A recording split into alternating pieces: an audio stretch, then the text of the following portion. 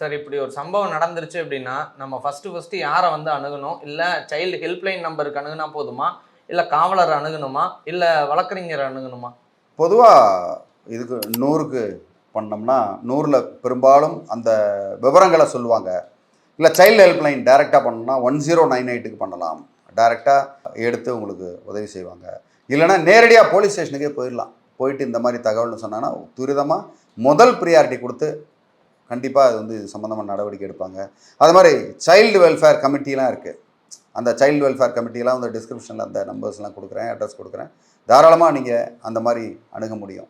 So அதனால் ஏதாவது ஒரு இடத்துல நீங்கள் புகார் கொடுத்து அந்த புகாரை பதிவு பண்ணணும். கண்டிப்பாக பண்ணி அந்த குழந்தையை காப்பாற்றுறதுக்கு உண்டான வேலையை நம்ம செய்யலைன்னா உண்மையிலே அதுவும் ஒரு குற்றம் தான்.